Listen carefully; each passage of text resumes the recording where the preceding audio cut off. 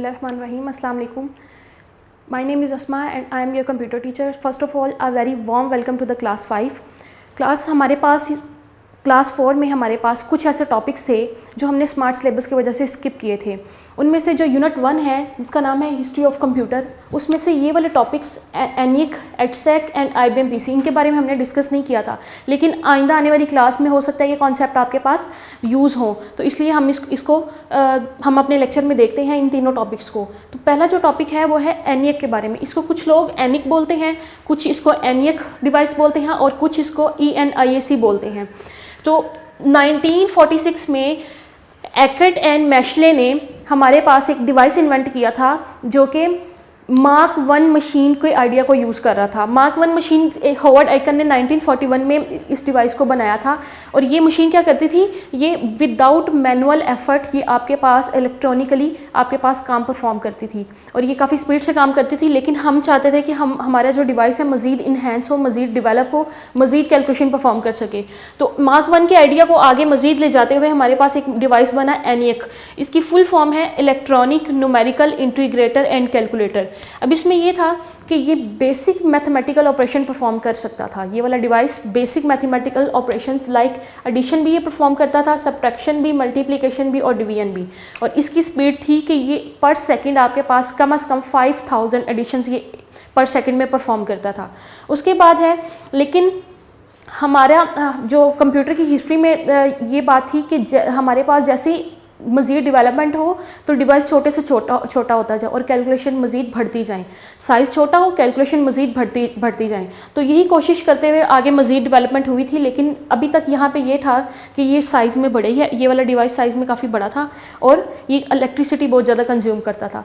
Computer की history में हमारा जो मेन मकसद था वो यही था कि कोई एक आम यूज़र भी इसको पर्सनली एक कंप्यूटर को घर में बैठे यूज़ कर सके।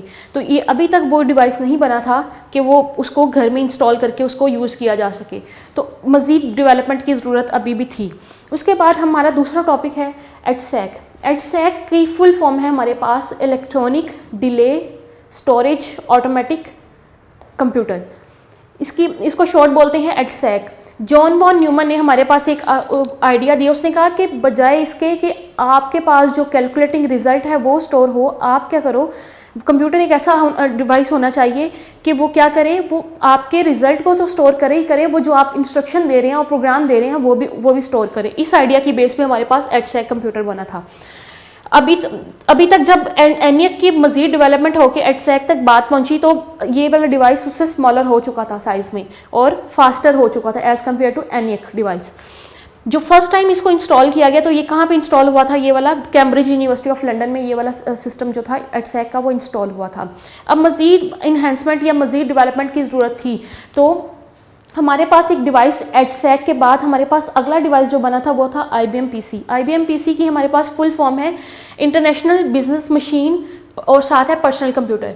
ये 1981 में विलियम सी लोए ने international business machine personal computer device invent किया और आजकल हमारे पास जो सिस्टम यूज़ हो रहे हैं वो यही पर्सनल कंप्यूटर्स हैं।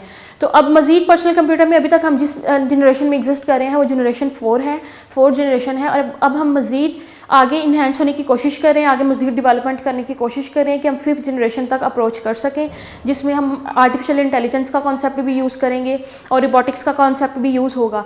तो अभी तक जो हम डेवलपमेंट जा रही है वो जनरेशन नंबर 4 तक जा रही है। तो हमारे पास ये 3 क्वेश्चन है जो आपने अपनी असाइनमेंट या होमवर्क के तौर पे आपने इसको सॉल्व करना है। तो पहला क्वेश्चन है right the full form of ENIAC, जो हमने अपने लेक्चर में पढ़ा था। इसको आपने प्रॉपरली अपनी बुक से ढूंढ के यूनिट नंबर 1 में से आपने अपने इसको राइट करना है।